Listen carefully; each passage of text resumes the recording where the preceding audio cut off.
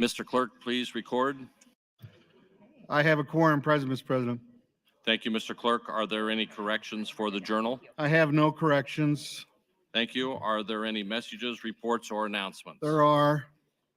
Mr. President, enrollment and review reports LB 1246, 707, 863, 752, 805, 896, 1273, 1273A, 917, 917A, all to select files, some having enrollment and review amendments.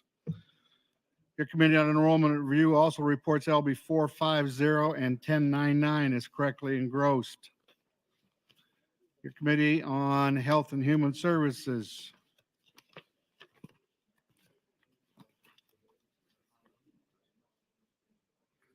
Chaired by Senator Arch, reports LB 1007, the general file with committee amendments attached. Senator Blood, new resolution LR 318, that will be laid over. Confirmation reports from Health and Human Services Committee, 3 separate reports, all signed by Senator Arch as chair. New A bills, 805A, Senator Hughes, it's a bill for an act to appropriate funds to implement 805. 809A by Senator Hughes, it appropriates funds to implement the provisions of 809. And 1102 by Senator Bostelman, it's a bill for an act to appropriate funds to implement LB 1102. 2 announcements, Mr. President. Education will meet under the north balcony at 10:15, education 10:15, north balcony, business and labor at 10:30 under the south balcony. That's all that I have, Mr. President. Thank you, Mr. Clerk. Colleagues, Senator Pansing Brooks would like to recognize Dr. Christy Keim of Lincoln, who is serving as our family physician of the day on behalf of the Nebraska Academy of Family Physicians. Dr. Keim, if you would please rise to be recognized by your Nebraska Legislature.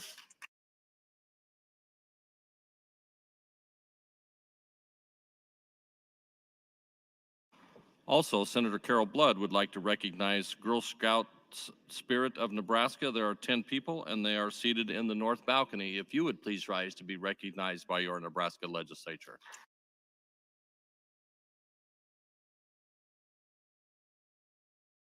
Proceeding to the agenda, Mr. Clerk will proceed to confirmation reports. Mr. President, the Health and Human Services Committee reports on 2 appointments to the Commission for the Blind and Visually Impaired.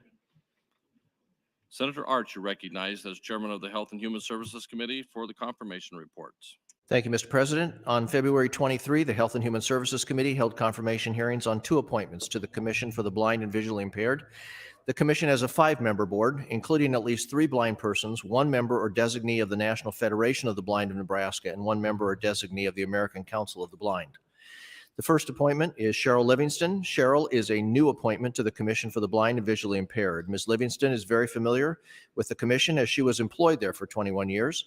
During that time, she received the Employee of the Year Award as well as the Richard Parker Memorial Award, the highest honor given by the Nebraska Federation of the Blind of Nebraska. Ms. Livingston will fill the role of 1 of 3 blind persons on the Commission, and in addition to being a former employee of the Commission, she has been a client of the Commission, so she is extremely knowledgeable about their work and the service they provide. At her confirmation hearing, Ms. Livingston testified that in her opinion, one of the most important things the Commission can do is provide its consumers with a positive attitude about blindness, and that is her goal as she serves on the Commission. The next is Linda Mentink. Linda Mentink is also a new appointment to the Commission for the Blind and Visually Impaired. Ms. Mentink will fill the role of 1 of 3 blind persons on the Commission, and she is very qualified to do so. Ms. Mentink attended Wisconsin School for the Visually Handicapped and then earned a bachelor's degree in music from the University of Wisconsin at Whitewater. Ms. Mentink has been very involved in the blind community. She joined the National Federation of the Blind in 1975, has attended every national convention of the Federation since 1986, and has held various national leadership positions. Ms. Mentink joined the Nebraska chapter of the National Federation of the Blind in 2005 and has served as the Vice President of the Friends of the Nebraska Commission for the Blind and as President of the Alumni Association of the Wisconsin School for the Visually Impaired. Both Ms. Livingston and Ms. Mentink are passionate about the work of the Commission and highly qualified. Their appointments advanced unanimously from the Health and Human Services Committee, so I encourage your support of their confirmation. Thank you, Senator Arch. Discussion is now open on the confirmation report. Seeing no one in the queue, Senator Arch, you're welcome to close on your confirmation report. Senator Arch waives closing. Colleagues, the question before us is the adoption of the report offered by the Health and Human Services Committee. All those in favor vote aye. All those opposed vote nay.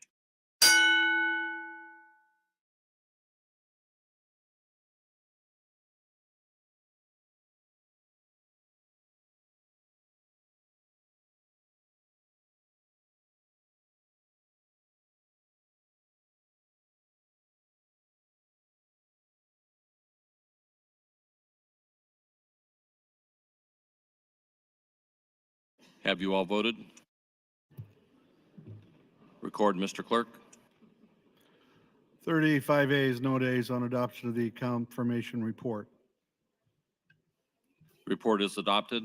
Next item. Mr. President, Health Committee reports on the appointment of Richard Weiner to the Foster Care Advisory Committee. Senator Archer recognized to open on your committee's confirmation report. Thank you, Mr. President. Dr. Richard Weiner is a new appointment to the Foster Care Advisory Committee. The Foster Care Advisory Committee is a 5-member committee which supports and governs the work of the Foster Care Review Office, or FCRO.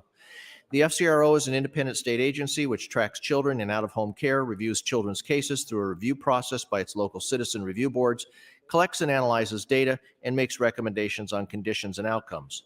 Statute requires 3 members of the 5-member advisory committee to be local board members, 1 member to be representative of the public at large, and 1 member to have data analysis experience.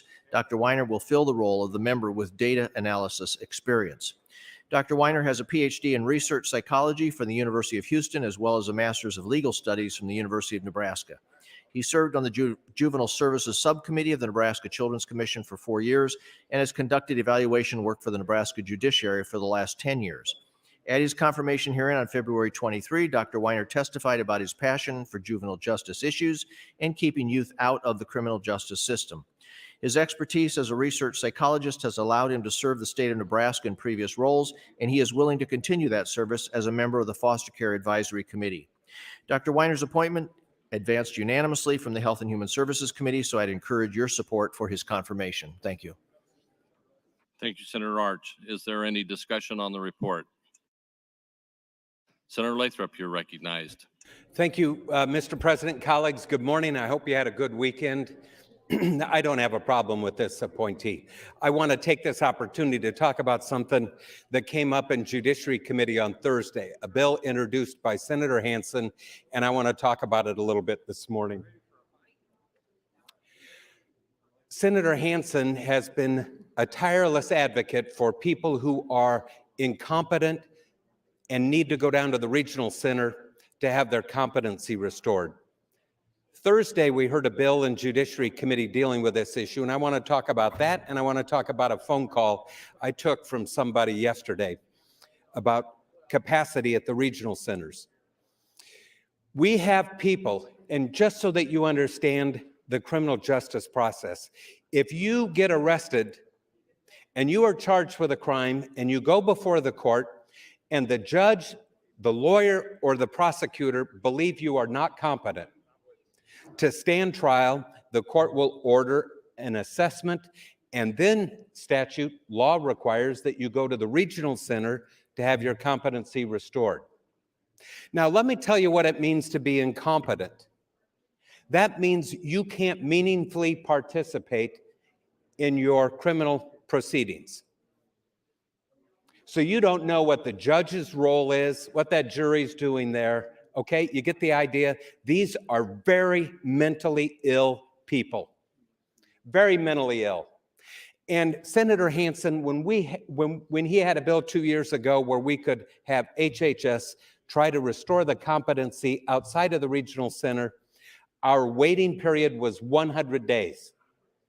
And I'm not kidding when I tell you the jailer from Lancaster County came in and was emotional talking about the people who are pending going to the regional center to have their competency restored. Understand, the county jail holds a whole bunch of people. A lot of them are folks who are sitting there on a drug charge, waiting for their trial to come up. Now we got a guy who's incompetent. He's severely mentally ill and he needs to go down to the regional center, but we don't have the capacity.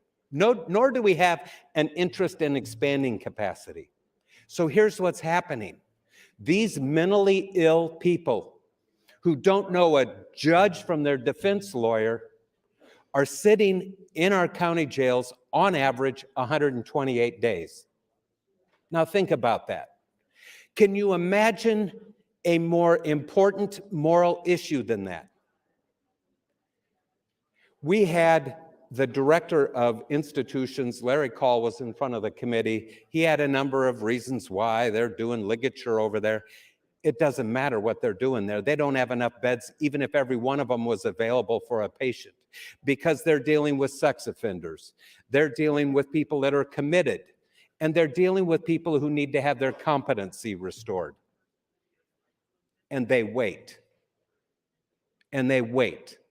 And because we don't have enough room for the people who are in need of long-term care, remember, we closed our regional centers and we were going to invest it and everything was going to be fine and everybody would get what they need in the community, but we're leaving a population out. Some of these people need colleagues. They need to be in a long-term setting. We do not have the capacity at the regional center, and I don't see any interest in expanding it. None. We got a bunch of reasons, and we hope to take care of the ligature issues, and we got supply chain issues. 1 minute. Running the regional center. One person has waited 365 days to go to the regional center to have their competency restored, and they are sitting in county jails. That's not a mental health facility. Our county jails and our Department of Corrections has become a de facto substitute for capacity in the regional centers, and it's immoral. I took a call yesterday, and you know, when I go back on long weekends, I work. I'm at the law office, and occasionally I will get a call from somebody who really is calling me about one of our issues. And I took one of those calls yesterday. A mother called me about her son. Her son is 30 years old, and when he was 20 years old, he was diagnosed with a whole host of mental illnesses. That's time, Senator, but you're next in the queue. You may continue. Thank you, Mr. President. A whole host. You name it, bipolar, schizoaffective disorder, the laundry list of major mental illnesses, and this young man's been dealing with it. And here's what happens, because we don't have capacity. He gets picked up on an EPC, and this is not an uncommon story. I'm not telling you an isolated event. This is happening across our state, because we wanted to close all of our regional centers, and we thought when we closed them that we left enough capacity behind, and we have not. This mother said he gets picked up on an EPC by law enforcement. He has lost it. He's not making sense. No one can deal with him. Let's call the cops. By the way, a dangerous situation for law enforcement when they roll in on one of these things, but they do. And of course he's not going to cooperate, so they have to tackle him, or they have to tase him, or one day, as happens, he'll have a knife, or he'll have some weapon and get shot. But this cycle of getting picked up by law enforcement, taken to a facility, by the way, we don't have long-term capacity, because our regional center does not have the capacity to take somebody long-term. So they go to a hospital, and they'll spend 2 or 3 days there. They'll juice him with a bunch of meds. By the way, they don't know what meds to give him, because they don't know what meds he got the last time he was in there. So we're going to start over and experiment with this medicine and see if it works. And if it does, and if the guy promises not to kill himself or go out and kill somebody else, we let him out. There's nothing after that. Imagine being a parent. Imagine being a parent. There is nothing after that. Take your medicine, Myron, take your medicine now that you're leaving the hospital. And he doesn't, because you know what? It doesn't feel good.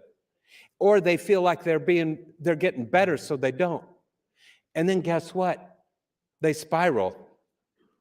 They spiral, and then the family can't talk to him. They can't deal with him anymore. And the next call is to law enforcement. And they roll into somebody's basement. Usually it's a family member that calls them. They roll into a dangerous situation with someone who is in mental health crisis. That guy needs more than 3 days over at Emmanuel. And he needs more care than just to shoot him up with something and tell him, you promise not to kill yourself. When we diminished our capacity in institutions, it was well intended. Putting people in the least restrictive environment is important, but that goal should not erase or allow us to look past the fact that we need sufficient capacity, because I can tell you the effective regional center in Omaha is the Douglas County Jail, because these guys live under a bridge. They become our homeless. They take a swing at a law enforcement officer, and now they're looking at a felony, and they're at our Department of Corrections. They're at our Department of Corrections. It's full of people with major mental illness.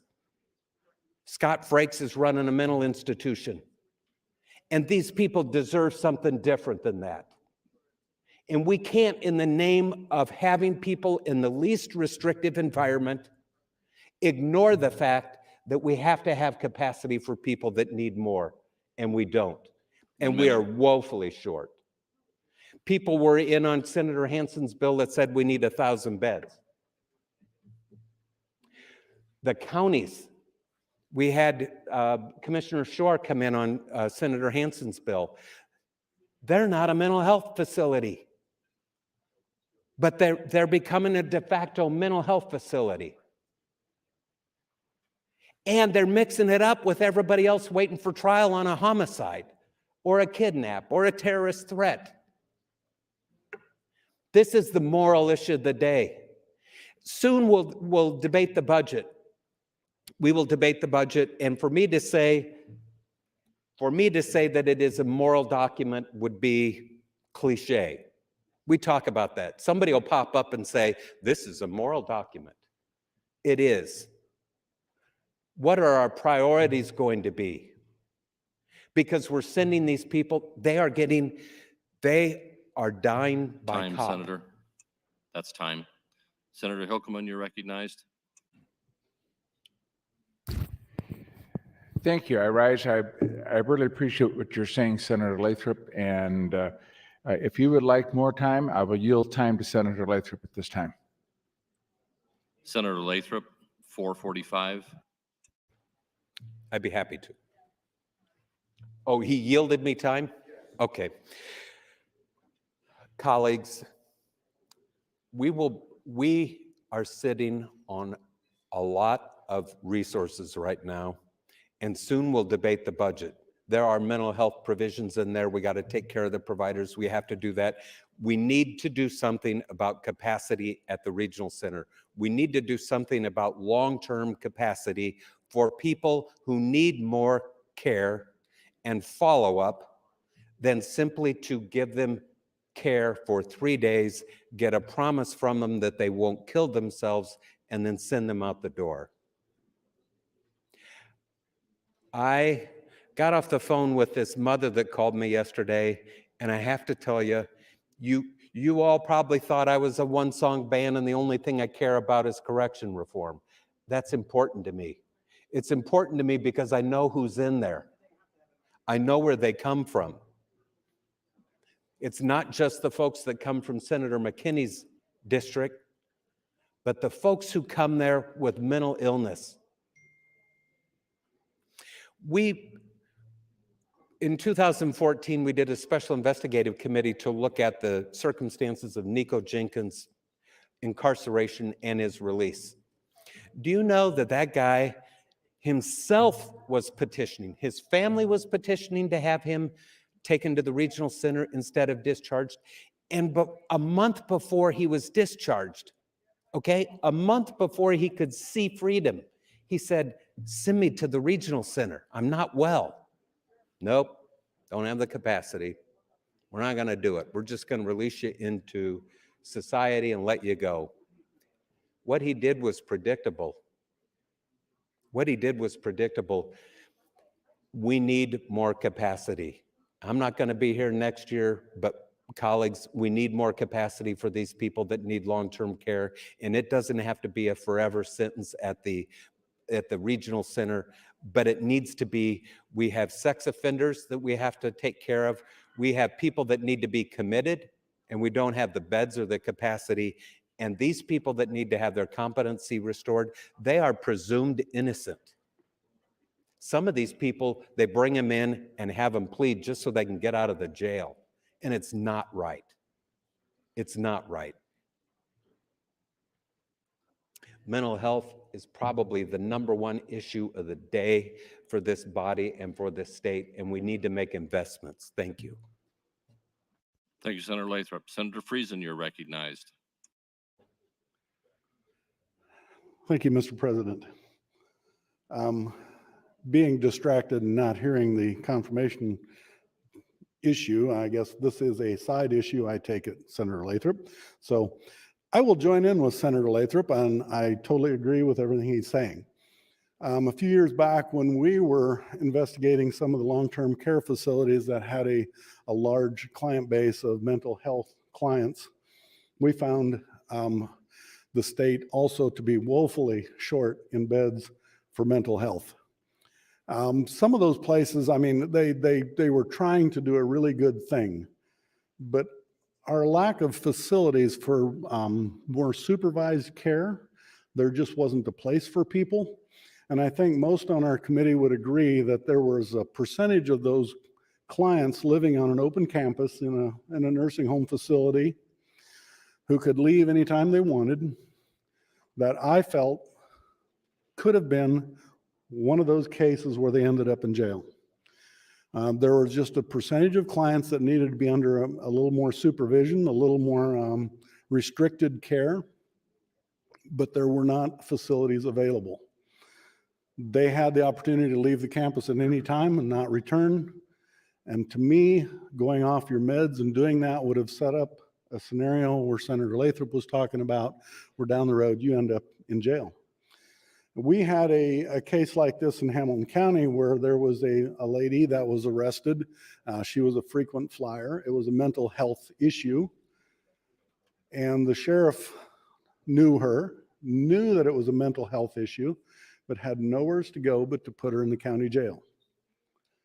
During her time in that county jail, she attacked the sheriff and subsequently ended up in the Women's Reformatory in York. Would have been a lot cheaper if we could have had a mental health facility to take that person to where they could have been treated properly, because it wasn't a criminal activity as much as it was a mental health issue, and the police were called. So we have closed facilities in the past and we have not addressed this issue, and I agree with Senator Lathrop. I don't know what % are in the state prison system because of mental health issues. And it's not because of one thing. It was a series of things. I'm not going to say somebody was just thrown in jail randomly because they did one thing wrong. But when you have a client that has mental health issues, it can be a series of times when the police are called. There's no other alternative, especially in rural areas. The police are the only ones that are capable of handling that person possibly. And so they end up in the county jail. They spend a little bit of time there, and hopefully a spot opens up, but it doesn't. There are no openings. And that's where, after a while, it turns into probably a prison sentence for somebody. We've got to address this, especially in the rural areas. I know Douglas County is trying to address it. Other areas are trying to address it. But as a state, and especially in the rural areas, we have transport times that are 2 to 3, 4 hours where you have to have a deputy tied up in transporting that person. And there have been cases where they get 3/4 of the way to their destination and they're called back, and because of whatever, they either don't have room or the courts want to see them the next day, so you just bring them back. It is a huge issue that we don't have a place for mental health patients. And at some point in time, we have to address it if we're going to address overpopulation in our prisons. And I think now is as good a time to talk about it, because I hope we're talking about it. I hope somebody has a bill that does this, but we need to build some more facilities. We have to have some more mental health care providers in rural areas. 1 minute. And so I think this is an extremely important issue, and agree with everything Senator Lathrop said. Thank you, Mr. President. Thank you, Senator Friesen. Senator Matt Hansen, you're recognized. Thank you, Mr. President, and I'll be brief. I appreciate Senator Lathrop and Senator Friesen for speaking. Obviously, my bill on Thursday was kind of the genesis for some of this realization. It's a bill I'd been working on in a variety of forms for a number of years with our county, my county, Lancaster County. And that was the thing with this bill this particular year is I don't think anybody realized how much, or at least I didn't realize how much lower the regional center is actually operating on a day-to-day basis versus the amount of licensed beds. They're licensed for 200 people. They have about 164, and that's already with a pretty sizable wait list. That is due to a variety of issues, including some construction issues, which I understand, but that's like the difficulty we're at. And as was mentioned at the hearing, it was suggested that, you know, statewide, we have maybe around 300 of these long-term kind of high-level mental health beds. And for a state, our population, we probably need some more in the 750 to 1,000 range. So we're already low. We're already low compared to our wait list. We're already low compared to what our population says. And then we're having difficulties with even just getting the regional center at its full kind of physical and operational capacity. That's something that I think we need to step up and continue. And at some point, I hope it can be this year, but at some point, the state of Nebraska is going to have to commit to making sure some of these kind of long-term secure mental health beds are more available. Thank you, Mr. President. Thank you, Senator Hansen. Seeing no one else in the queue, Senator Arch, you're welcome to close on your confirmation report. Thank you. Just a reminder that we are voting on Dr. Richard Weiner for the Foster Care Advisory Committee, who will be the member with data analysis experience, and he is deep in that. So appreciate your vote yes on this confirmation report. Thank you. Thank you, Senator Arch. The question is the adoption of the report offered by the Health and Human Services Committee. All those in favor vote aye. All those opposed vote nay.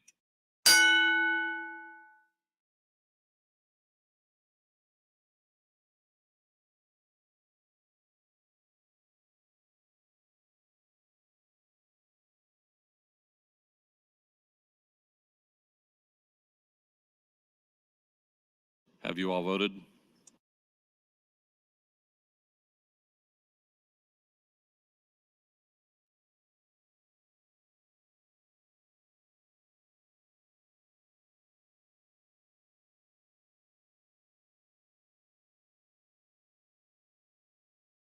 Record, Mr. Clerk. 38 ayes, no nays on adoption of the confirmation report. The confirmation report is adopted. Colleagues, Senator Lowe would like to introduce 60 individuals with Leadership Kearney from Kearney, Nebraska. They are seated in the north balcony. If you would please rise to be recognized by your Nebraska Legislature.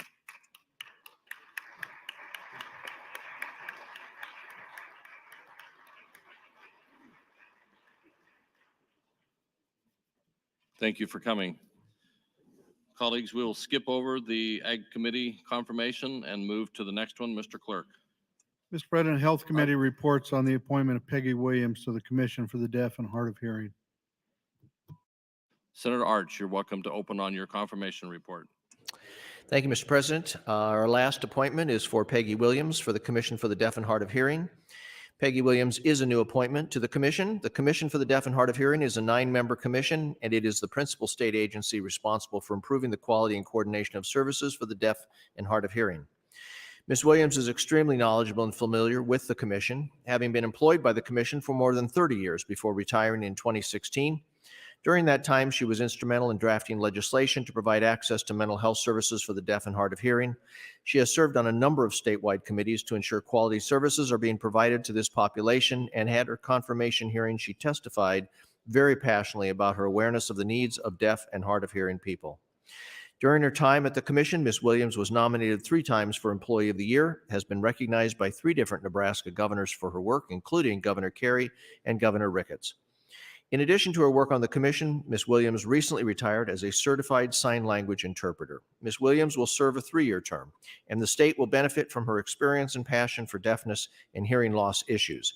The Health and Human Services Committee voted unanimously to advance her confirmation to the floor, so I encourage your support for her appointment. Thank you. Thank you, Senator Arch. Is there any discussion on the report? Seeing none, Senator Arch, you recognize to close on the report. Senator Arch waives closing. Colleagues, the question is the adoption of the report offered by the Health and Human Services Committee. All those in favor vote aye. All those opposed vote nay.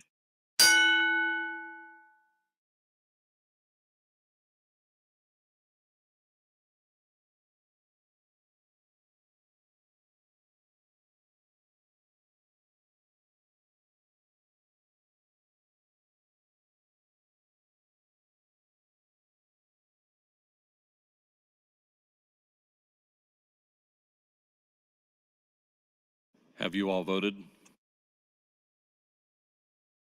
Record, Mr. Clerk. 39 ayes, no nays on adoption of the confirmation report. Confirmation report is adopted. Next item. Mr. President, Government Committee reports on the appointment of Ann Ashford to the Accountability and Disclosure Commission. Senator Brewer, you're welcome to open on your confirmation report. Thank you, Mr. President. And I want to tell you how relieved I am that I'm not doing the report on the deaf. Today, we are going to look at Ann Ashford for her appointment. On February 23rd, the Government Committee held a hearing for the Accountability and Disclosure Commission. Ms. Ashford would be a new member of the commission. However, she has experience that should be considered. She is an attorney. She has worked around a lot of campaigns. She has been the spouse of an elected official, an office holder, and she has been a candidate herself. So it is with great support that the Government Committee voted unanimously to recommend the confirmation of Ann Ashford to the State Personnel Board. Thank you, Mr. President. Thank you, Senator Brewer. Discussion is now open on the confirmation report. Senator Flood, you're recognized. Thank you, Mr. President. Members, I support the nomination by the governor. And I want to just take this opportunity to acknowledge the service of this couple, not just Ann, but her husband, Brad, former state senator and congressman. Senator Ashford was a force for good, is a force for good, and he was a force for good in this legislature. I had the privilege of working with him. I like to tell people I worked with Brad when he was a Republican. Now he's a Democrat, which is so Brad Ashford. If you know Brad, that is him in a nutshell. He's a very generous man. Him and his wife are wonderful people. And as you may know, he's facing the challenge of his life as he's been diagnosed with brain cancer. He is so warm, so genuine, and truly cares about the future of our state, this country, and most recently was providing his perspective on prison reform in Nebraska. I like to tell people that when I served before in the legislature, Brad had more ideas than people had fingers and toes in a day. And he'd call me at 7 in the morning and he would say, how about we do this to solve this problem? And I'd say, Brad, that's the worst idea I've ever heard. He said, no problem, I'll come up with a new one in 10 minutes. And he did. He was constantly working to find solutions to our state's problems, and nobody liked seeing a solution more than Brad Ashford. And so I know that he's resting now. He's fighting this fight against brain cancer. But as one member of the legislature from Norfolk, I want to salute him and his wife's service to the state and wish him all the best. Thank you, Mr. President. Thank you, Senator Flood. Senator McCollister, you're recognized. Thank you, Mr. President. Good morning, colleagues. I've known Brad Ashford for 65 years. In fact, he's my neighbor. He lives 3 houses away from me. And during that 65 years that we've known each other, Brad's mother was our den mother in Cub Scouts. And Brad has served this legislature and in Congress notably. So I heartily endorse the nomination of Ann Ashford. She'll do a terrific job, and she's eminently fair, and she's an attorney. So I think she will do a super job on the Accountability and Disclosure Commission. Thank you, Mr. President. Thank you, Senator McCollister. Senator Lathrop, you're recognized. Thank you, Mr. President. I couldn't let this opportunity go by. Brad Ashford is one of my dearest friends from my service in this body. I had a chance to visit with him last week. He is still a very optimistic person, still very interested in the common good. That said, and I agree with everything Senator Flood said, but I can't tell you what a great friend he is and a great public servant. Ann Ashford's somebody I've known for a long, long time. And as much as I'm taking this opportunity to say wonderful things about Brad, Ann is an accomplished individual in her own right. I am very proud to support her nomination for this position. We are lucky we have people And that's a family that has been committed to public service for as long as I've known them. But we are lucky to have people who are willing to serve in any capacity, and that certainly is a description of a very capable Ann Ashford, and I would also encourage your support of her nomination. Thank you. Thank you, Senator Lathrop. Senator Pauls, you're recognized. Thank you, Mr. President. I too had the opportunity to serve with Brad. And the interesting thing about it is, was that side of the aisle, and he was right beside me. And when this person spoke, I mean, he went everywhere. In fact, the other day when somebody said I was getting a little emotional, they made a comment, "Oh, you almost sound like Brad." I wish I had his capabilities or capacity. He's one of those guys who I truly miss down here, because I think it's really interesting, as Senator Flood said, well, now he's a Dem, he was a Republican. What I thought was very interesting, this past several days, I saw Brad on Facebook. He was laying in the hospital bed, and the person who was shaking his hand was Don Bacon, the person who had defeated him. So it goes to show you there is a world out there. So every once in a while, when we get all hung up, whether we call ourselves this or this, that picture just sent a message to me that things can happen when people start thinking. Again, Brad, I wish the best for you, and of course, your lovely wife. Thank you. Thank you, Senator Pauls. Senator Michaela Cavanaugh, you're recognized. Thank you, Mr. President. I rise in support of Ann Ashford's nomination to the Accountability and Disclosure Committee. I have known Ann and Brad for not 65 years, but for a very long time. And they are two lovely, gracious individuals on their own and together. They are sweet, they are kind, they are funny. I have enjoyed fighting with Brad and reconciling with Brad several times while he was in Congress, while he was in the legislature, and he and I have worked on some juvenile justice projects since I have been in the legislature.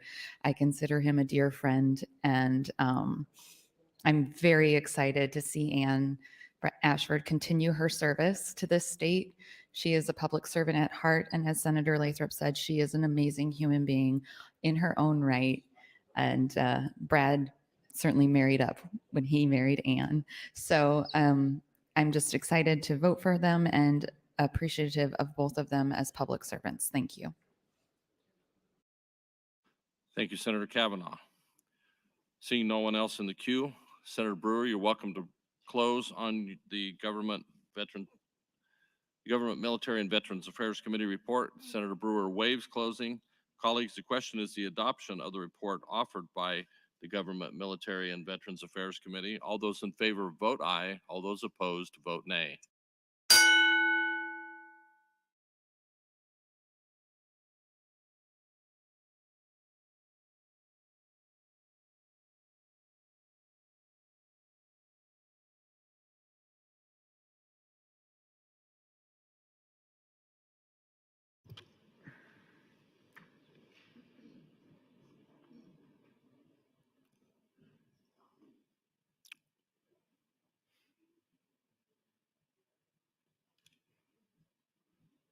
Have you all voted? Record, Mr. Clerk. 40 yeas, no nays on adoption of the confirmation report.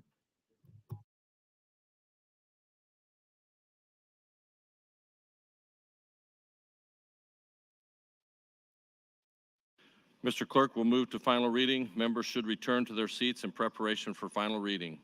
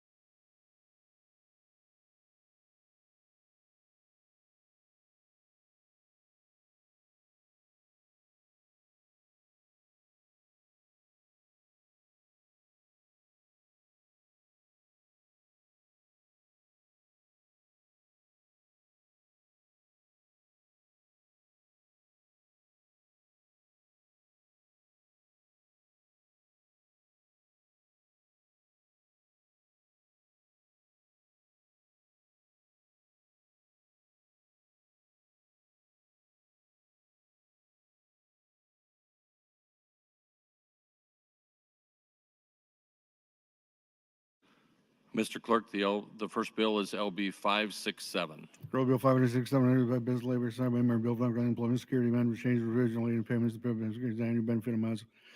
You accept and provide section for the same, used here, respect such equally payable that conduct excess one for the individual weekly benefit amount and the other deduction of the section result of the application, section 48,628. Percentage funds or percentage fixed in fund record with the Emergency Deficit Control Act issues. For any benefit real prior to the effective date of this act, employment security of the county year, which year she is subsection 2, but next time the subject going to be paid, reduce the wrong benefit amount. If the claim has been separated from employment, it is 13 days or benefit amount is that working related cause as described, subsection the claim has been separated from employment, I just said 48, 6, 28, 10. His or shall be reduced with 4 times the weekly amount. For purpose of determining the redemption benefits described in section 3 of this act is reclaiming of several is disqualified in 48, 6, 28, 12. Purpose of section 48, 6, 23, 6, 26, employer by whom wages will pay is as a condition of the act in order to determine the benefits of one of the section constitutes in accordance one fraud or recognition shall be fraud as to the amount. Section 3, original section 48, 625, 626, reissue by statute Nebraska repealed. All provisions of law relative to procedure having been complied with, the question is, shall LB 567 pass? All those in favor vote aye. All those opposed vote nay.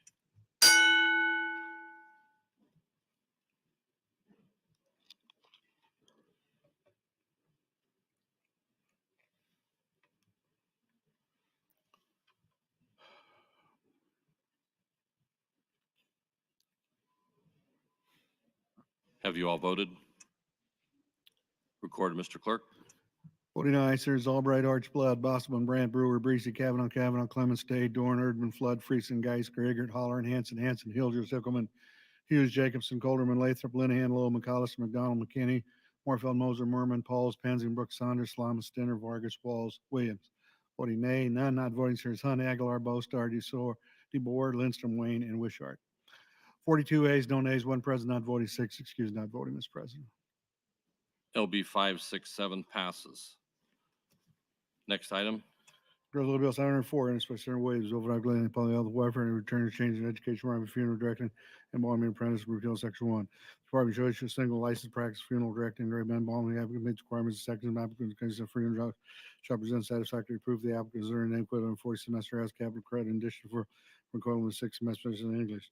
12 months of apprentice show in the direction of a licensed funeral director and embalming part in the state of Nebraska, which is shall be consistent with embalming 45 bodies.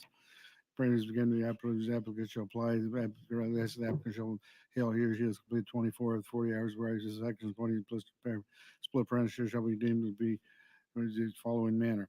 Application for an appropriate license to complete the following 6 months. The apprentice license shall be valid for 6 months from the date of issuance shall make sent by the board. The apprenticeship shall complete or continue 6-month period. An individual registered shall be deemed to be licensed in apprentice for the term of the apprenticeship. Section 3, original section 38. 1414, 1416 are repealed. Section 4, since an emergency, Section 4, the following sections not repealed. Section 71669, reissue by statutes of Nebraska. All provisions of law relative to procedure having been complied with, the question is, shall be LB 704 pass? All those in favor vote aye. All those opposed vote nay.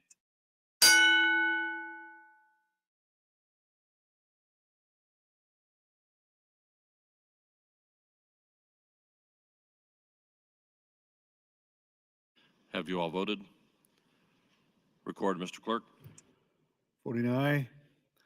Senators Albright, Archblood, Bosman, Brand, Brewer, Breesy, Kavanaugh, Clements, Day, Dorn, Erdman, Flood, Friesen, Geis, Grigert, Holler, and Hanson, Hilger, Hickelman, Hughes, Hunt, Jacobson, Colderman, Lathrop, Linehan, Lowell, McCollister, McDonald, McKinney, Morfeld, Moser, Merman, Pauls, Pansy, Brooks, Saunders, Slama, Stinner, Vargas, Walls, Williams. Voting nay, none, not voting says Aguilar, Bostar, DeBoer, Lindstrom, Wayne, and Wishart. 43 ayes, no nays, 6 excused, not voting, Mr. President. LB 704 passes. We'll now proceed to LB 749E. Bill 749 by Senator Friesen, bill for the motor vehicle and subterranean demonstration section declared emergency section 1 and by the secretary shall include statement of identification, inspection, non-trained test certificate with a manufacturer vehicle. Department shall prescribe form dispute by dealer, 70 form shall clearly state the vehicle and state on the penalty of the law. Vehicle association, the identification inspection also includes statement that the vehicle inspection has been tracked with sort of National Crime Information Center and Nebraska Crime Information Service. Each county sheriff shall establish process by which to enter into an agreement with any motor vehicle dealers like 6014-01. If there is a change of belief, the county written notification will be given the Office Attorney General after such inspections sheriff for his or his determines the certified vehicle described the ownership records. County Treasurer's Department of any request and identification protection of vehicle determined if it meets criteria of motor vehicle size 6123. Section 2, original size 6146 is repealed. Section 3, since an emergency exists, this act takes effect when passed and approved according to law.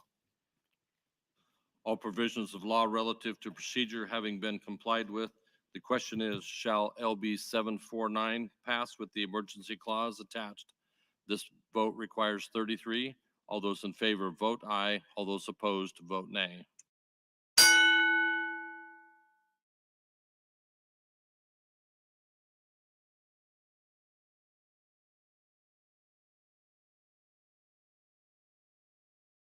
Have you all voted?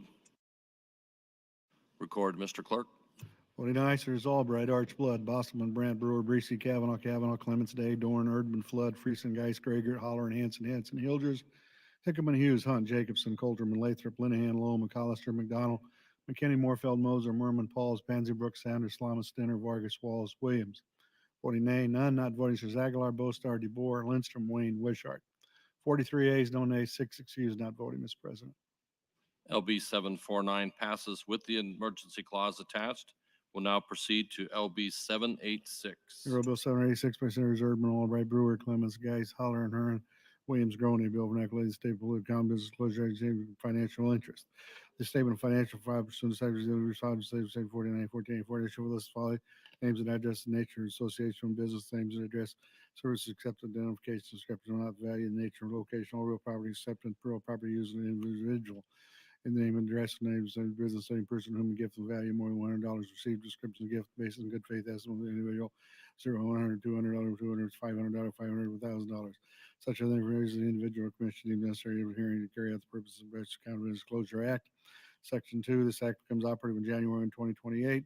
Section 3, original section 491496, reissue vice statute of Nebraska is repealed. All provisions of law relative to procedure having been complied with, the question is, shall be LB 786 pass? All those in favor vote aye. All those opposed vote nay.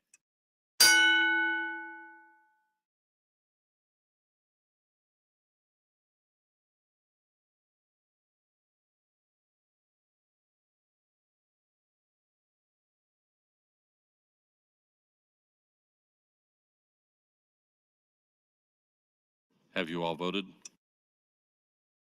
Record, Mr. Clerk.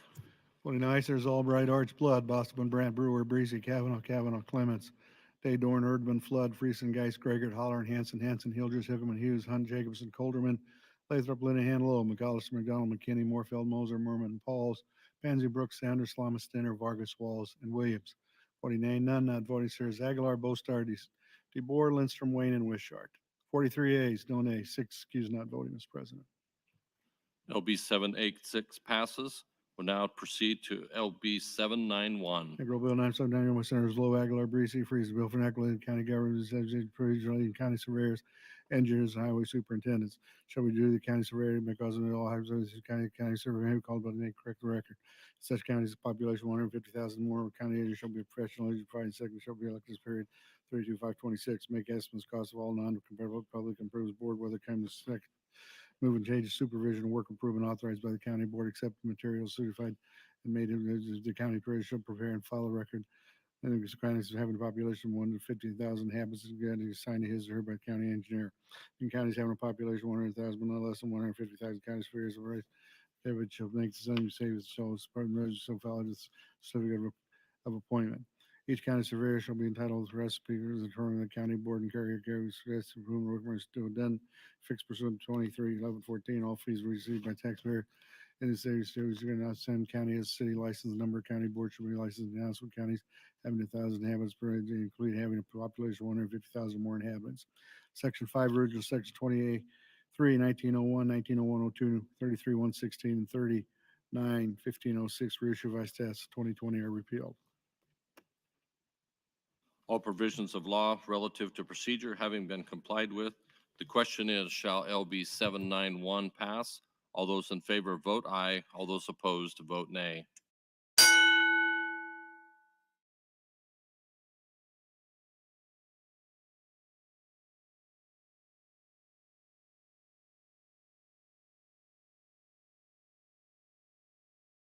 Have you all voted?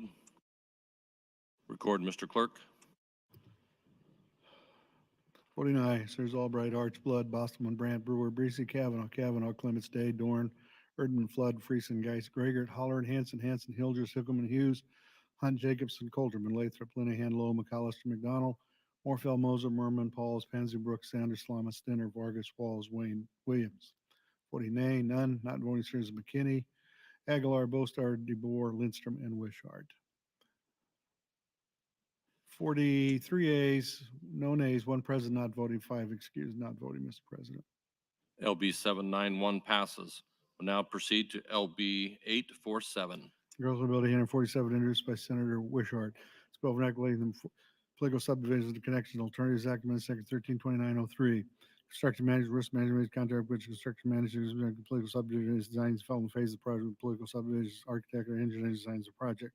Letters of interest makes use statement of adherence and enter into any project performance criteria meets performance requirements with requirements, environmental, paternal quality studies, design constructors, and some provisions of utilities. Qualifications based position means process for selecting a design builder based upon the qualifications of the design builder and the design builder's proposed approach to design and construction of the project. School district meeting school district classified in section 79102. Section 2, original section 2903, revised stats up 2021 is repealed. All provisions of law relative to procedure having been complied with, the question is, shall LB 847 pass? All those in favor vote aye. All those opposed vote nay.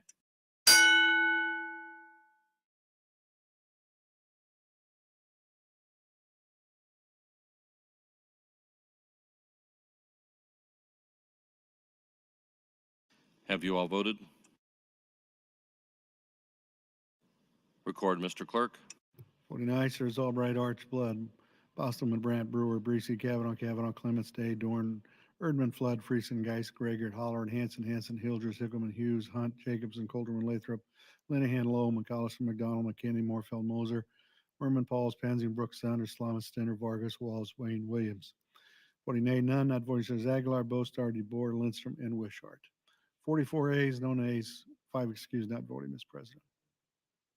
LB 847 passes. Colleagues, Senator Merman would like to recognize 12 members of the Southwest Nebraska Leadership Institute from McCook. They are seated in the north balcony. If you would please rise to be recognized by your Nebraska legislature.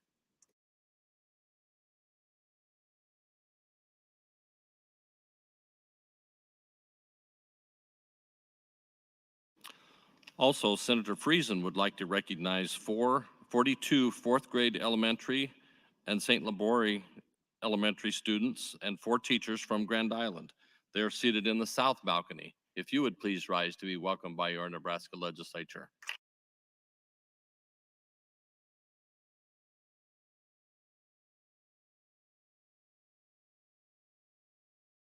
Proceeding to the agenda, general file consent calendar. Mr. Clerk.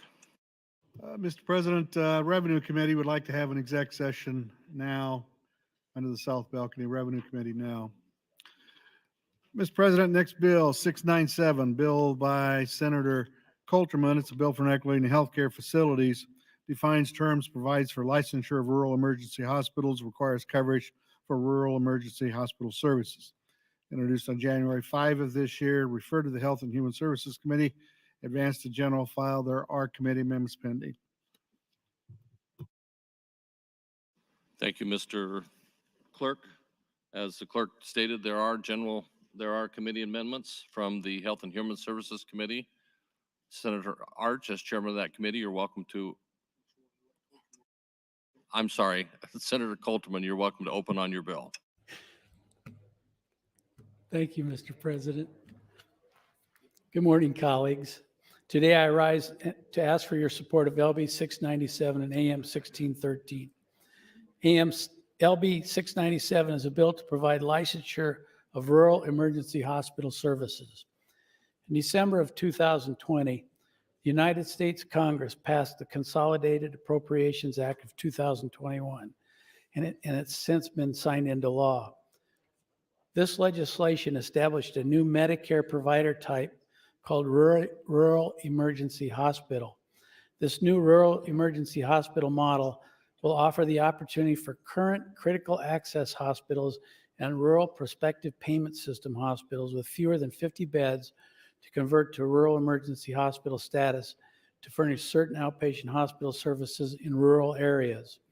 LB 697 enables Nebraska to create this new provider type and to license rural emergency hospitals under the guidance of Centers for Medicare and Medicaid Services rules and regulations. A rural emergency hospital is defined as a facility that is enrolled in Medicare on or after January 1st, 2023, does not provide any acute care inpatient services, has transfer agreements in effect with a level 1 or level 2 trauma center, and meets certain licensure requirements, meets requirements to be staffed emergency department, meets staff training and certification requirements established by the secretary, and meets certain conditions of participation applicable to hospital emergency departments and critical access hospitals with respect to emergency services. Critical access hospitals and small rural hospitals that convert to a rural emergency hospital would be able to furnish rural emergency hospital services beginning in January of 2023. As I noted earlier, the creation of this new license is to harmonize our statutes with the federal status. As of now, I don't know of any hospital that may seek this new licensure, but it's important that we allow these qualifying hospitals the opportunity should they need to do so. With that, I ask for your green vote on AM 1613, which Chairman Arch will introduce, and LB 697. Thank you, and I'd be open to any questions you might have.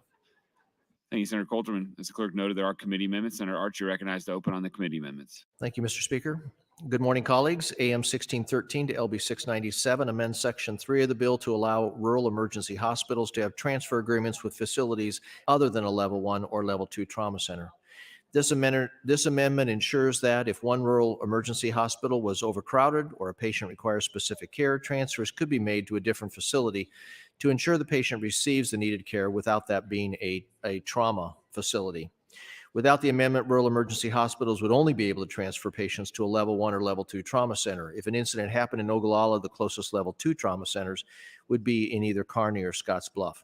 The amendment allows transfers to other hospitals or other facilities necessary for patient care. With that, I urge your green vote on AM 1613 and the underlying AM 697. Thank you, Mr. Speaker. Thank you, Senator Arch. Debate is now open on the committee amendments. Senator Pansing Brooks, you're recognized.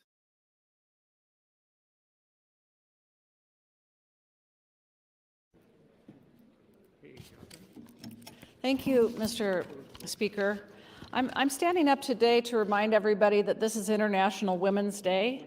And I just want to read a little bit of history about women and why we should care about this. This is an article by Leslie Kennedy at History Magazine.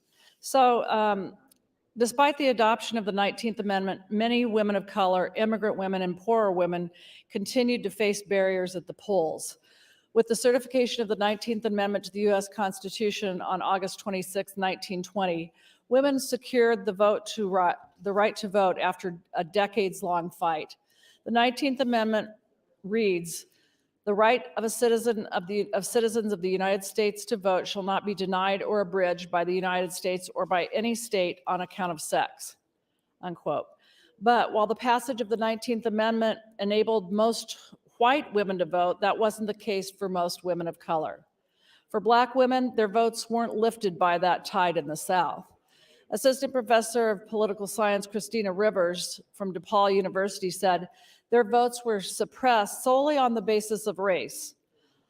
Also prevented from voting were Native Americans, both men and women. They did not gain the right to vote until the Snyder Act of 1924, 4 years after the ratification of the 19th Amendment, and more than 50 years after the passage of the 15th Amendment. Even then, some Western states, including Arizona, New Mexico, and Utah, didn't grant Native Americans the right to vote until the 1940s and 50s. It wasn't until the Cable Act of 1922 that women were allowed to keep their citizenship and gain the right to vote if they were married to an immigrant who had to be eligible to become a U.S. citizen.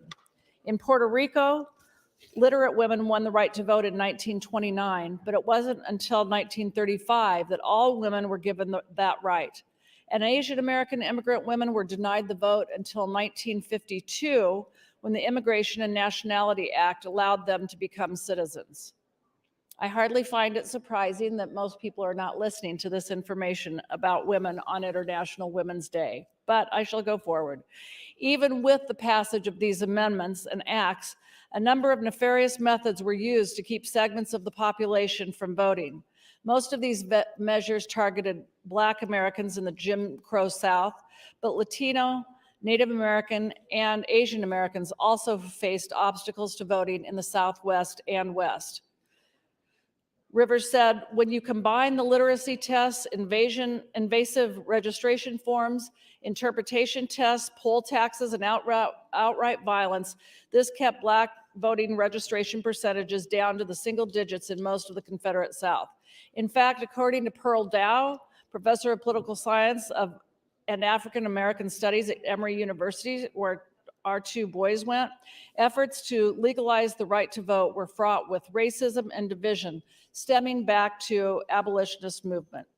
The biracial coalition that formed during abolition was very tenuous and eventually fractured due to conflicts about what should the status of freed Blacks be, she said. This was often based on whites having conflicting attitudes about the humanity of Blacks and if they were equal to whites. These issues and divides continued into the suffrage movement. And I just wanted to stand up and say that many of the women in this body are people I consider friends and mentors. I think we need to celebrate the joy and the differences that women bring to the body. I think it's important that we celebrate 1 minute. the fact that women are participating in our government, participating in all factors of our society, and celebrate our friends, our mothers, our sisters, who are wonderful people, integral to the fabric of our society. Celebrate International Women's Day with me. Thank you, Mr. Speaker. Thanks, Senator Pansing Brooks. Senator Hunt, you're recognized. Thank you, Mr. Speaker. I became activated listening this morning to our colleagues talking about regional care facilities and long-term care centers and secure mental health care. I have no problem with LB 697, and I want to thank my friend Senator Pansing Brooks for acknowledging Women's Day today. I think it is a very special day, and it's very important to acknowledge how far women and all women have come for representation here in Nebraska. Speaking about incarceration and the problem with that, I think that we look at it so myopically. And I have a problem with incarceration when we use it as a way to put people away who we have failed as a society. When we have problems with our schools, problems with poverty, problems with access to food and affordable housing, problems with our healthcare system. These are some of the things that drive people into incarceration. And then we look at them and say, oh, wow, people are really committing a lot of crimes. We're going to have to find new little drawers to put them in. We're going to have to build new buildings to lock them in without looking at the underlying causes that we in this body, colleagues, are responsible for. The United States has 2.5 million people behind bars, and that's more per capita than anywhere else in the world. Since 1970, the US prison population has raised 700%. That's the most in the history of our country. Do you think that people are breaking more laws now? I don't really think that's the case. I don't think that people are worse people now than they've ever been. I think that we have a carceral system that we don't question, that we continue to strengthen. We continue to give law enforcement officers the resources and the reasons to round these people up and glorify them for it. And then when we do have people with legit mental health problems, we look for a new way to lock them up too, instead of addressing those underlying problems that we know they have. 1 out of every 99 adults in this country are behind bars, and 1 out of every 31 adults is under some kind of carceral surveillance, whether that's parole or probation or post-release supervision. And we cannot look myopically at the prison system itself to reform the prison system. It's the school systems, it's the healthcare system, it's the military complex. It's informed by dozens of systems that, colleagues, we don't question either. We don't question those other systems either. And what activated me to speak was when we started talking about mental health.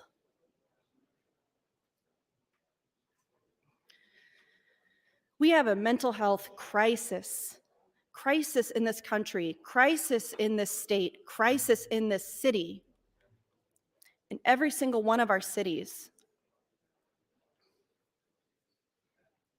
with people who are incarcerated, with people who are homeless on the streets, with our children, with our neighbors. An emergency that I'm very concerned about is the fact that 1 in 5 transgender and non-binary youth attempted to take their own lives last year.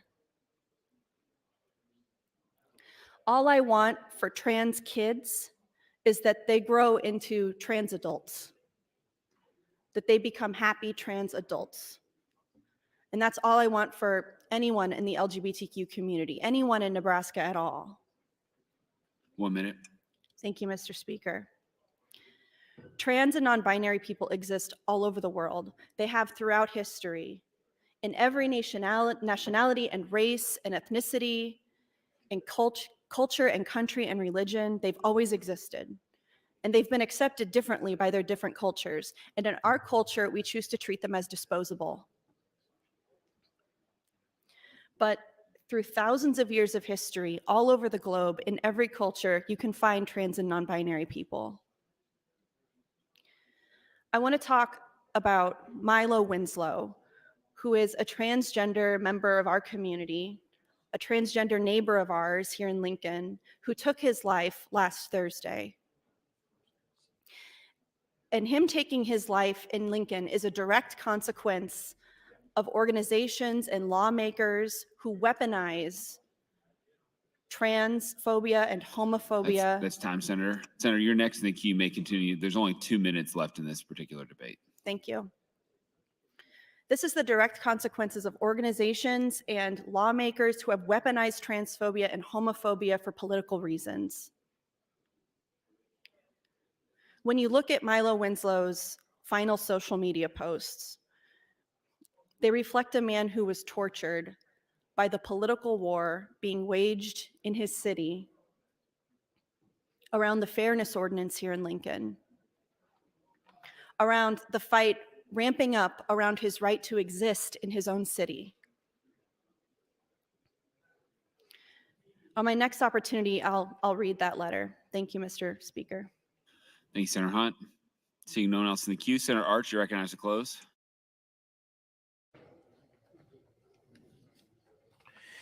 Thank you, Mr. Speaker.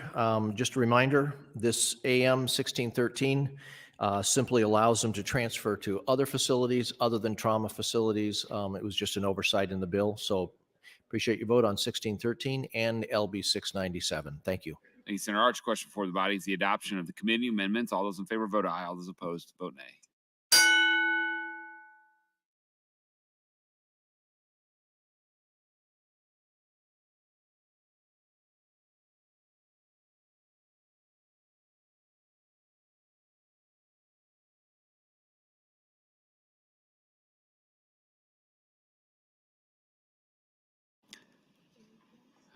Have all those voted who wish to?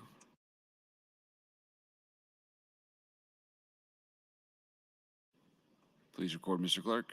42 ayes, no nays on adoption of committee amendments. Committee amendments are adopted. We've exceeded 15 minutes, Senator Coulterman, so we're just going to take a vote on the bill. Question for the body is the advancement of LB 697 to ENR initial. All those in favor vote aye. All those opposed vote nay.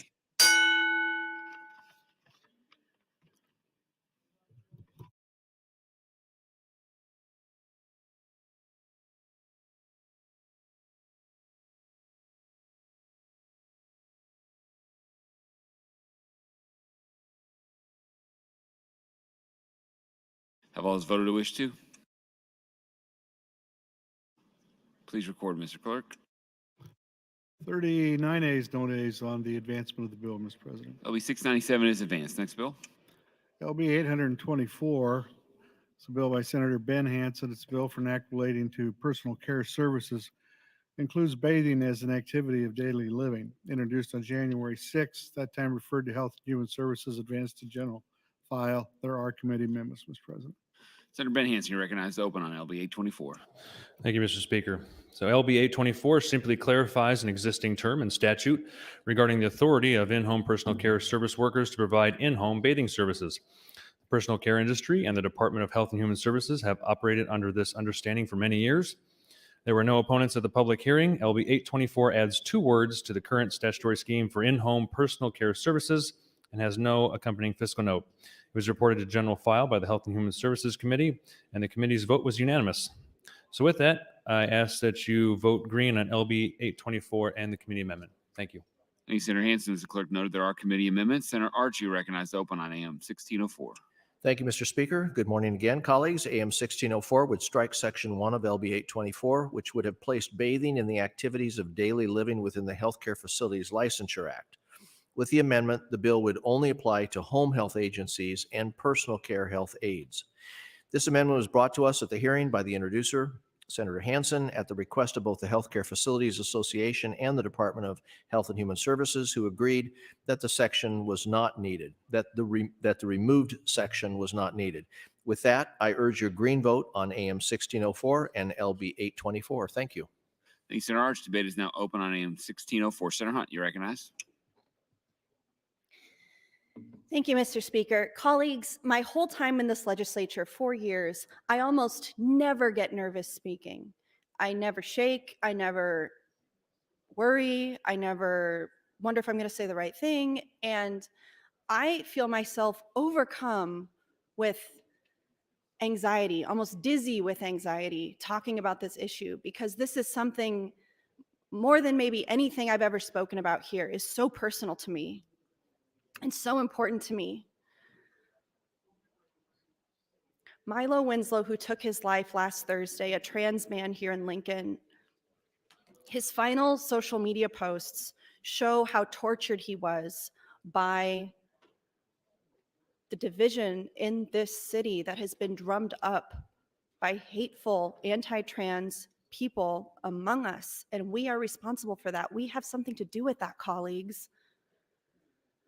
The last thing he wrote was, "It hasn't even been a week since the Lincoln City Council passed the Title IX changes, but honestly, it feels like it's been much longer. I am already repeatedly questioning how vocally I want to be involved, while also knowing full well that this isn't a fight I will have the luxury of sitting out. I'm angry that it's a fight we're having. I'm angry at the far right for weaponizing trans feminine people for their agenda.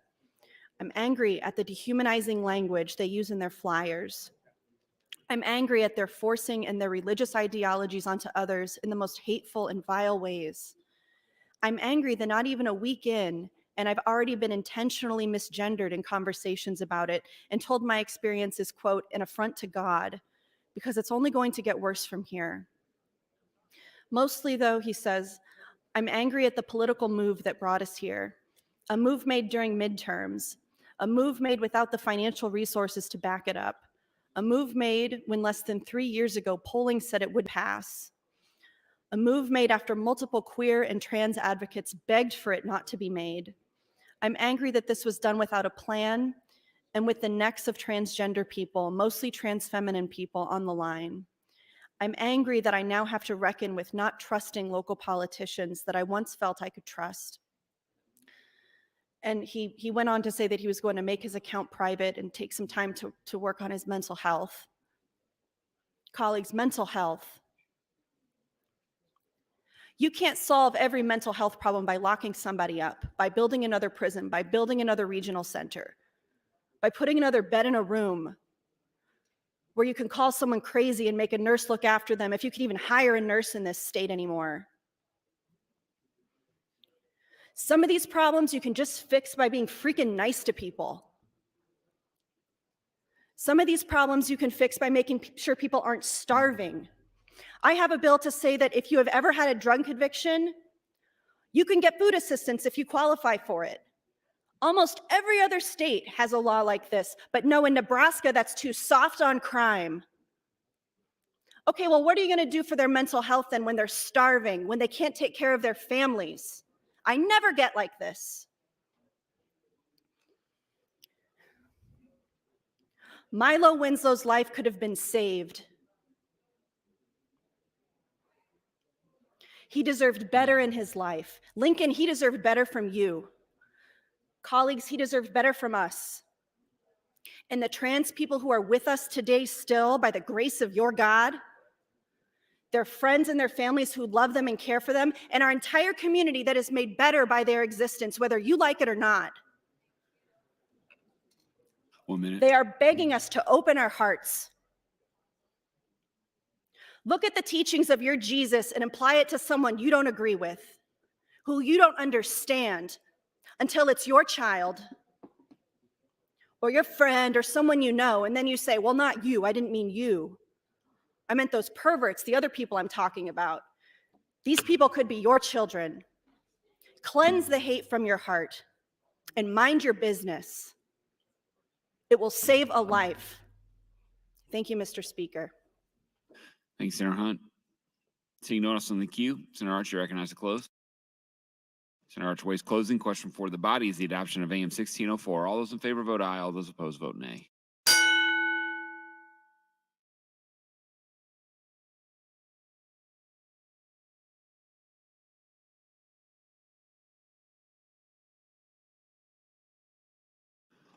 Have all those voted who wish to?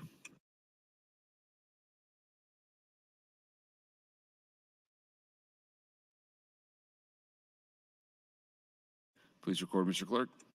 36 ayes, no nays on adoption of committee amendments. Committee amendments are adopted. Seeing no one in the queue on LB 824, Senator Hansen, you recognize to close. Senator Hansen waives closing. Question for the body is the advancement of LB 824 to ENR initial. All those in favor vote aye. All those opposed vote nay.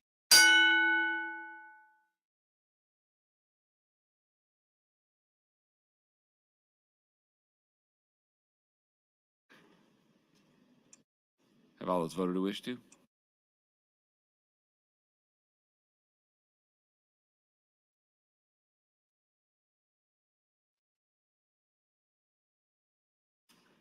Please record, Mr. Clerk. 37 ayes, no nays on the advancement of the bill. LB 824 is advanced. Next bill. LB 795, bill by Senator Flood. It's a bill for an act relating to Uniform Prudent Management of Institutional Funds Act. It changes provision relating the release or modification of restrictions on the management, investment, and purpose of institutional fund. Introduced January 6th of this year, referred to the Banking Committee, advanced to general file. I have no amendments to the bill, Mr. President. Senator Flood, you recognize to open on LB 795. Thank you, Mr. Speaker, and thank you, Mr. Speaker, for placing LB 795 on consent calendar. This bill does amend the Uniform Prudent Management of Institutional Funds Act. The act was codified in Nebraska statute with LB 136, which I introduced in 2007 after the Uniform Law Commission adopted it the year prior. Its purpose is to govern the charitable management of permanent endowment funds to charitable organizations. Given the perpetual time horizon of endowments, changes in circumstances sometimes leave a charitable foundation with an endowment that can't be spent for its original purpose. For example, an endowment to a local animal shelter may no longer be able to be used for its original purpose if the shelter is now defunct. Those in charge of these endowments then are left to ask, how do we legally ensure that these funds are used in a manner consistent with the charitable purposes expressed?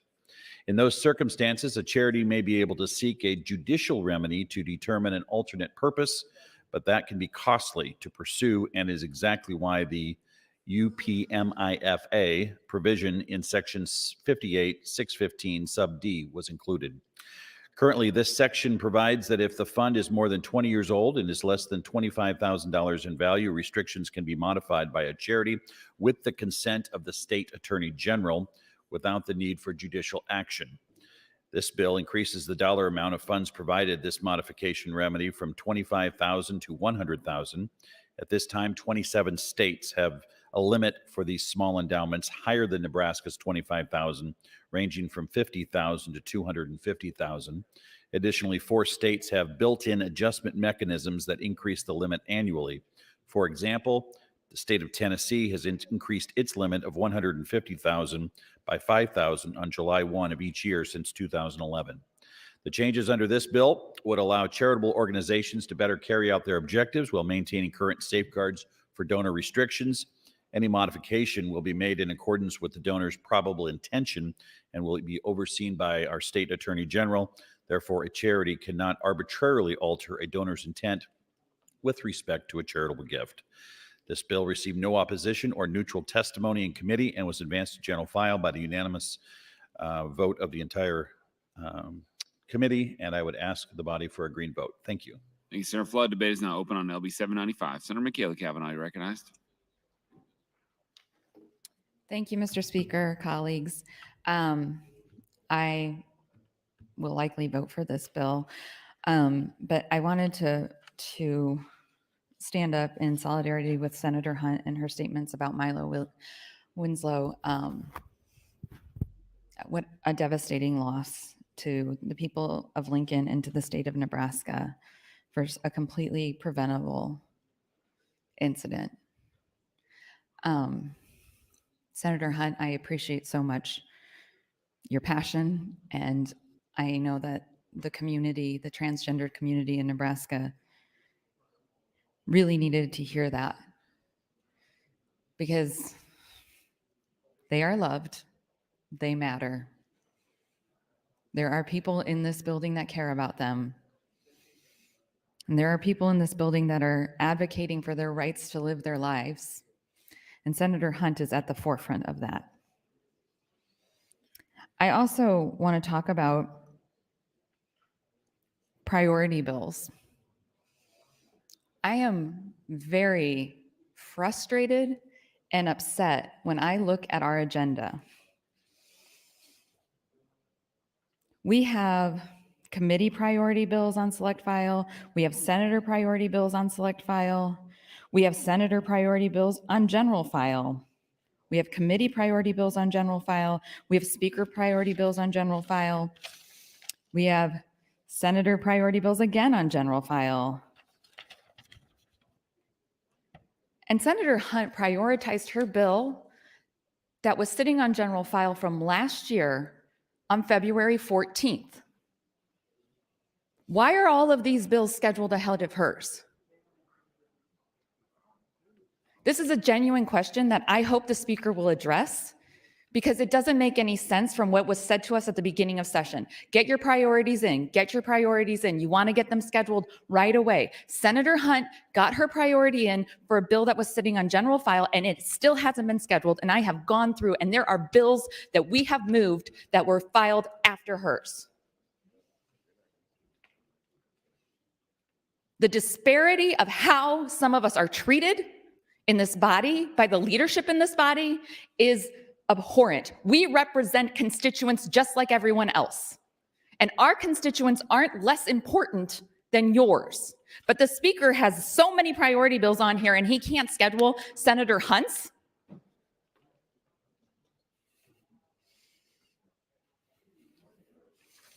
It's extremely disappointing. And then you lecture us about talking on the mic like we're school children. I'm here to do a job, and I'm doing that job. And if the people that elected me don't like it, they get to not elect me or elect me. It's their choice. But I am here to do a job, and I intend to do it every single day. So admonish me for filibustering bills that I think have no business even coming out of committee, let alone being passed. But not scheduling Senator Hunt's bill, her priority bill, Bill LB 121.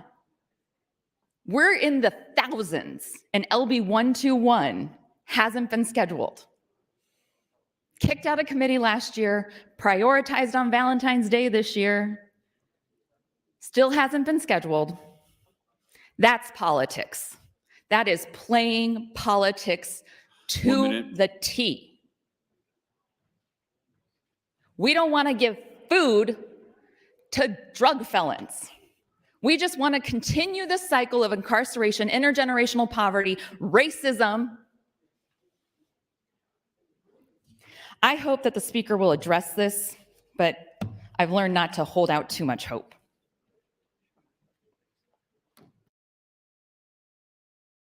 Thanks, Senator Kavanaugh. Seeing no one else in the queue, Senator Flood, recognize the close. Thank you, Mr. President. Members, this bill amends the Uniform Prudent Management of Institutional Funds Act, and I would ask for your support. Thank you, Mr. President. Thank you, Senator Flood. Question before the body is the advancement of LB 795 to ENR initial. All those in favor vote aye. All those opposed vote nay.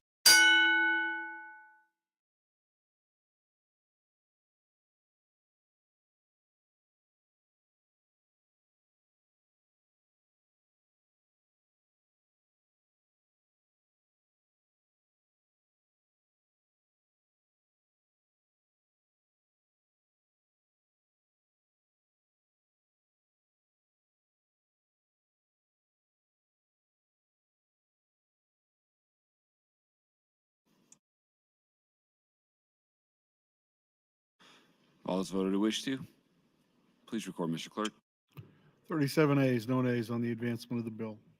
LB 795 is advanced. While the legislature is in session and capable of transacting business, I propose to sign and do hereby sign the following LBs: LB 567, 704, 749E, 786, 79, 791, 847, as well as the following LRs: LR 304, 306, 308, 309, and 310.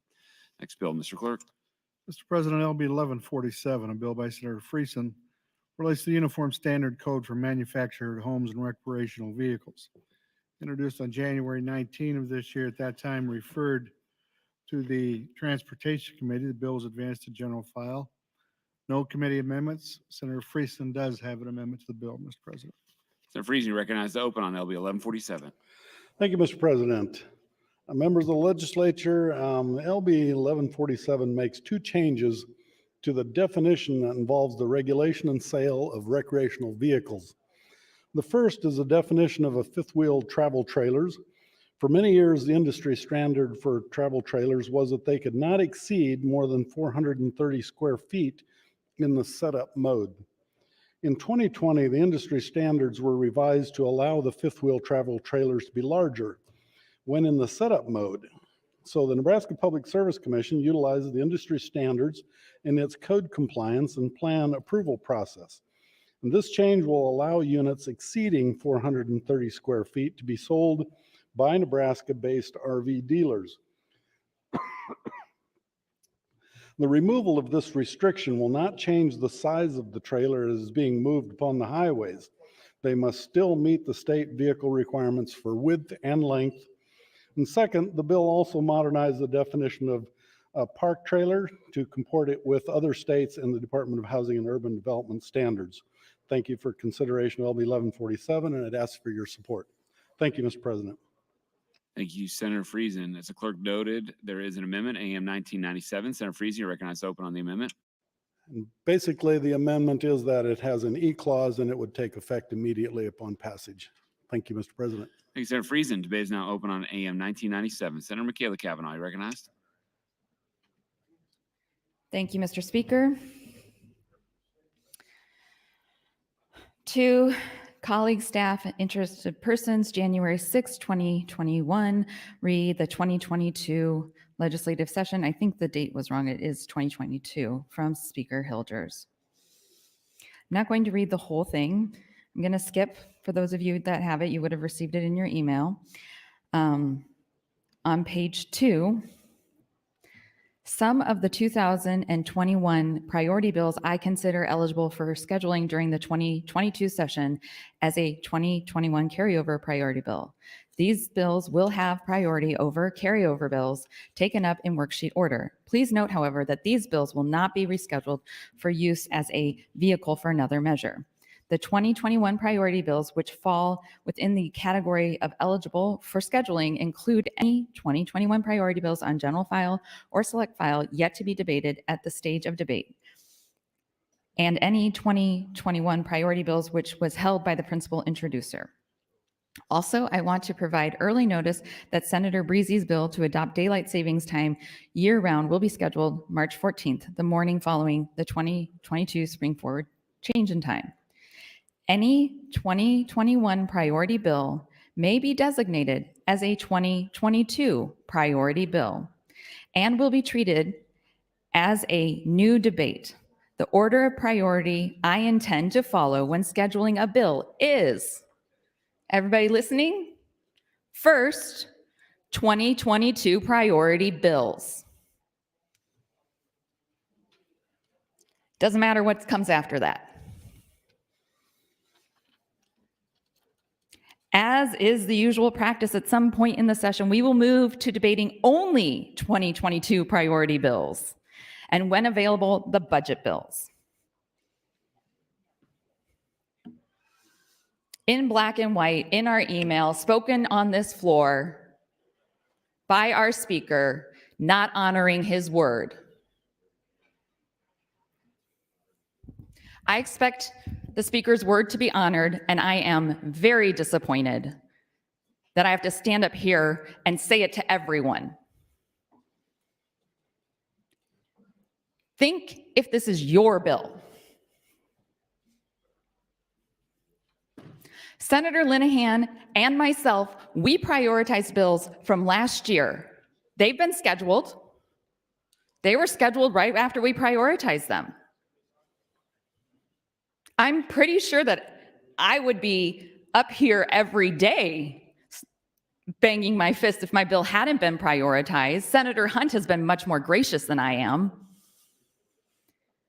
But I'm done being gracious at all because this is ridiculous. I look at the agenda that we have now for our first full day of debate, and Senator Hunt's bill should have been at the top.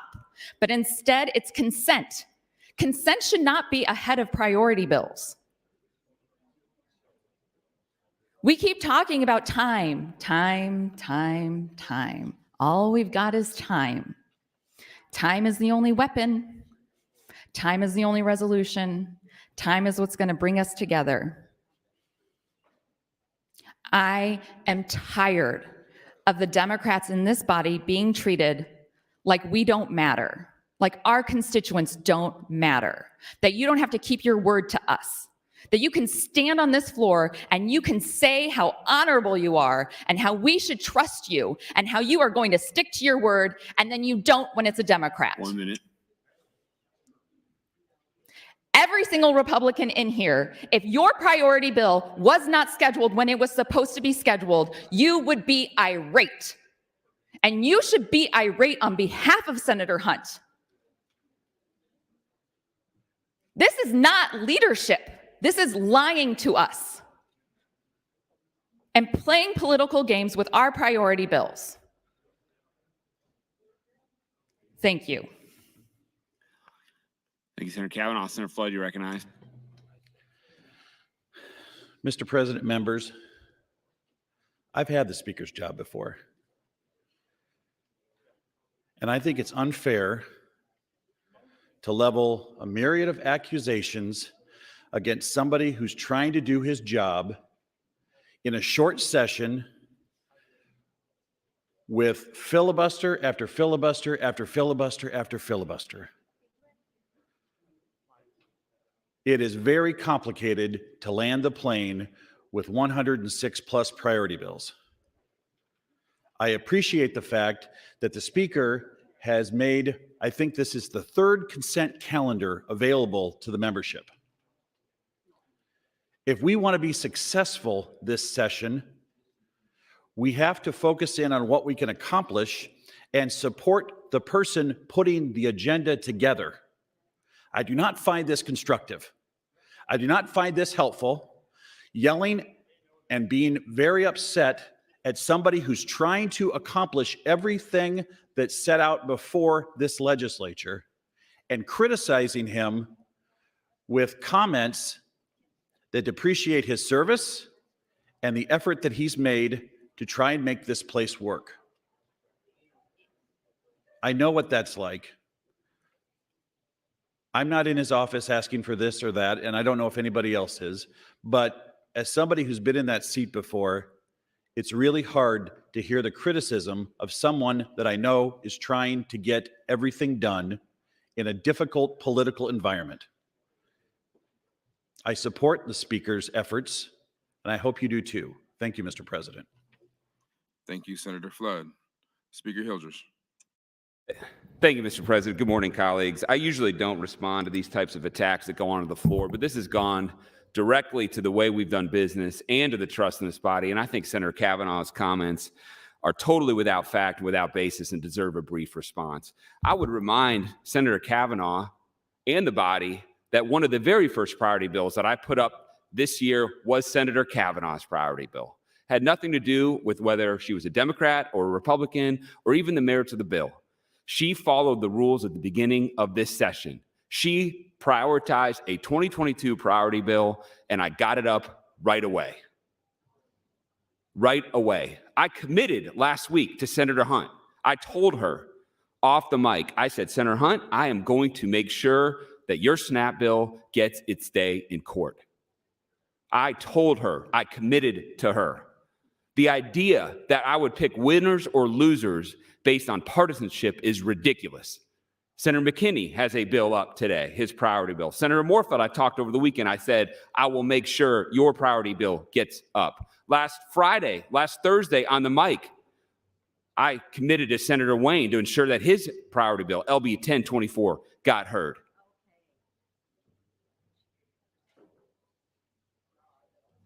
The accusations diminish this place, Senator Kavanaugh. What you said is without fact. Senator Panzi, if you look at the partisanship makeup of the Speaker priority bills, it's almost an even split. The idea that I would pick winners or losers based on partisanship is wrong and diminishes this place. The idea that I wouldn't put Senator Hunt's priority bill up because I don't like the bill or otherwise diminishes this place, and it undermines the work that we do. I've committed to this body. I put forward the rules of the game. We would do consent, and I would get the priorities done. We would be done with consent right now. If you had any problem, Senator Kavanaugh, with any of my scheduling, you know what you could do? You could come talk to me. Just like every one of our colleagues have had any question with scheduling, they come talk to me. And I do my very best to accommodate them. We had, going into this last weekend, we had over 90 bills left to go. Today, the beginning of the week, as I have done the 2 years I've been here, I have generally tried not to schedule controversial bills at the beginning of the week. I have done consent every time, beginning of the week. I told everyone what I was going to do is continue my practice of having controversial bills in the middle of the week. That is what I intend to do. We should be through consent by now. We should be on priority bills. We have a lot of work to get done. And I didn't lecture you, Senator Kavanaugh, last week about taking time on the floor. I said that to everyone. The time on this floor should be spent on the merits of the bill. Everyone has a prerogative. Everyone has the prerogative to talk about what it is that they want within the rules. I'm not going to lecture you. I'm not going to lecture Senator Ehrman. I'm going to lecture anyone on this floor. But I will tell you, when we run out of time, I will remember the people who took time away from the bills and away from the merits. We should have been done with consent calendar by now. And if you ever have a problem with my scheduling, Senator Kavanaugh, you just find me. There's not one person in this body who has talked to me about any issue, no matter how difficult, where I haven't listened, including you. This is the last time I'm going to respond. But when someone gets on the mic, and I don't care if you agree with my approach and my ideology or anything else, but if someone gets on this mic and accuses me of not following the rules of the game or trying to play favorites, that deserves a response. It absolutely deserves a response. And Senator Hunt knows that I have committed to her to getting that SNAP bill up. And by the way, since apparently there's going to be questions about my scheduling, I want everyone to know I committed to Senator Lathrop last week. LB 920 absolutely will get heard. I committed to Senator Matt Hansen that the rental assistance bill will get heard in time to have it done by the end of the month, if that's what the body decides to do. I don't need to make an announcement on that every time that I make a commitment. But if you ever have a question, just find me. Thank you, Mr. President. Thank you, Speaker Hildress. Seeing no one left in the queue, Senator Friesen, you are recognized to close on your amendment. Senator Friesen waives closing. The question is, shall the amendment to LB 1147 be adopted? All those in favor vote aye. All those opposed vote nay.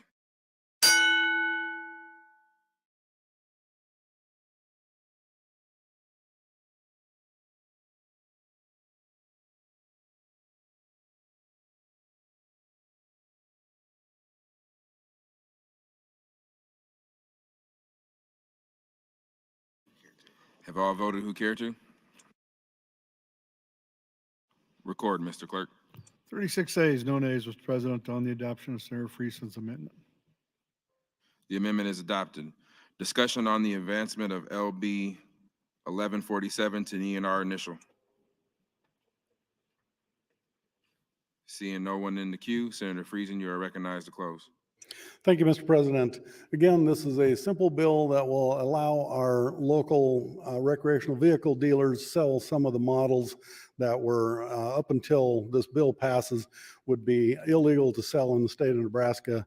It just opens it up that they are able to sell those vehicles. And so it's a good bill that allows, again, our local dealers to make those sales when people want some of the larger RVs that are out there. Thank you, Mr. President. Thank you, Senator Friesen. The question is the advancement of LB 1147 to an ENR initial. All those in favor vote aye. All those opposed vote nay.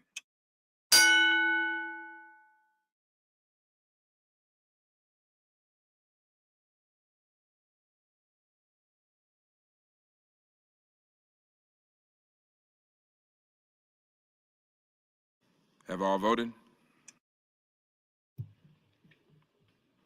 Record, Mr. Clerk. 38 ayes, no nays on the advancement of the bill, Mr. President. The bill advances.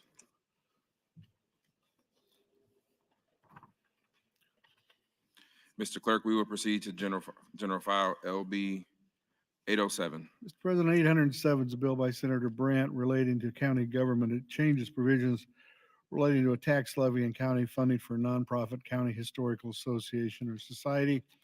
Introduced on January 6th of this year, referred to the government committee, advanced to general file. I have no amendments to the bill, Mr. President. Thank you, Mr. Clerk. Senator Brandt, you are recognized to open on LB 807. Good morning, colleagues. Today I'm bringing you LB 807, which would change provisions relating to a tax levy and county funding for a nonprofit county historical association or society. I want to start by thanking Speaker Hildress for putting it on the consent calendar. LB 807 would allow an association or society to have two options to receive tax funding from the county. Under the first option, the society or association would complete their own budget and have a separate tax levy for the historical association or society. The levy authority for this tax request would be allocated from the county board and would be included within the county's 50-cent levy limit. This would make the society or association consistent with how all other subdivisions adopt their budget. At present, the statute states that the association or society shall ask the county board for funding, but that tax request has to be included in the county budget rather than the association or society completing their own separate budget. The second option would be for the association or society to receive a funding request from the county board. The funding request would be paid from the general levy of the county rather than setting a separate levy specific to the historical association or society. Under this option, the association or society would be required to report how the previous funding request was used before any future funding requests would be paid. LB 807 would not increase taxes because the funding provided under either option would still fall under the county's 50-cent levy limit. LB 807 would not make any substantial changes to current procedures. Rather, it is intended to provide clarification and consistency for how nonprofit historical society budgets are handled. It would also make it easier for the public to view the amount that a historical society is asking for and how they use it. Lastly, it would cause nonprofit historical societies to be handled in the same manner as county ag societies. This bill was brought to me by my former Senator Russ Karpyshek and the Nebraska Auditor of Public Accounts.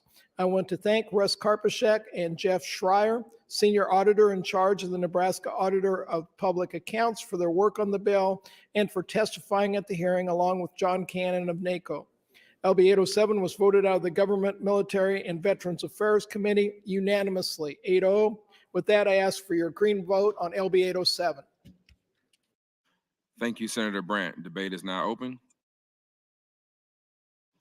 Seeing no one in the queue, Senator Brandt, you are recognized. Senator Brandt waives closing. The question before the body is the advancement of LB 807 to ENR initial. All those in favor vote aye. All opposed vote nay.